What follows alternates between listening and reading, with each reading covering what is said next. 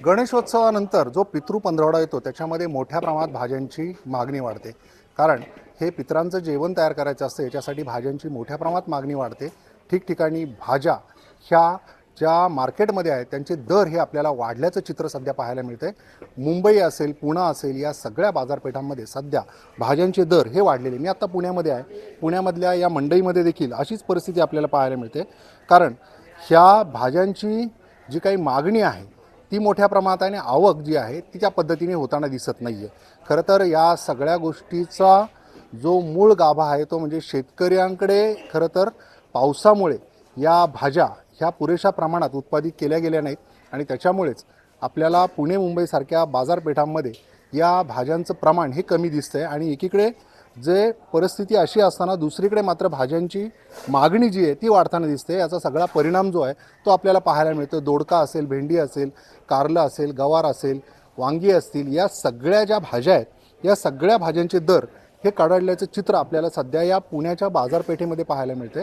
एकूणच आत्ता सध्या पुण्यामध्ये कशा पद्धतीने या भाज्यांचे दर वाढलेले आहेत ते आपण इथले काही दुकानदार आहेत त्यांच्याशी बोलून आपण जाणून घेणार आहोत की सध्या जे दर आहे का. वाटाण्याचा दर काय आता? वाटाणे 250 रुपये पण चांगले वाटाणे. अच्छा. आणि गवार? गवार पण 150 पर्यंत आहे. अच्छा. शेवगा शेंग? शेवगा 200 पर्यंत विक्री 200 व्हायची. बाजारपेठात 120 खरेदी आहे. बरं. भेंडी?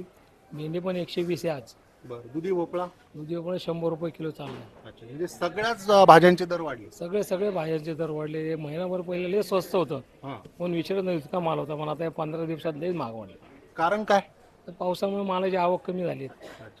तर अशा प्रकारे आपण पाहतो आहोत की पुण्यातली जी काही गुलटेकडी मार्केट यार्ड परिसर आहे या ठिकाणावरून खरं तर ही सगळी भाजी खरेदी केली जाते.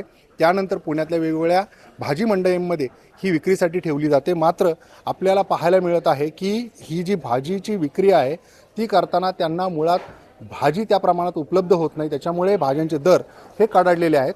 असं असताना देखील आपण जर असा विचार करत असेल की शेतकऱ्याला हे पूर्ण पैसे मिळत असतील तर निश्चितच नाही.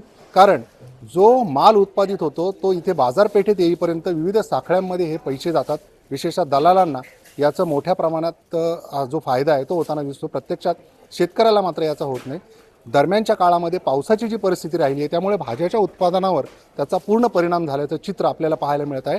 आणि पुण्यामध्ये आपण पाहतो आहोत वांगी असतील, या संदर्भात गवार असेल किंवा इतर ह्या सगळ्या ज्या भाज्या आहेत, फरसबी असेल, या सगळ्या भाज्यांची एकीकडे मागणी वाढलेली असताना त्याचा दर जो आहे तो मात्र वाढलेला आपल्याला पाहायला मिळतो आणि याचा फटका खरं तर सामान्य ग्राहकांना बसताना दिसत आहे. अविनाश पवार, NDTV मराठी, पुणे.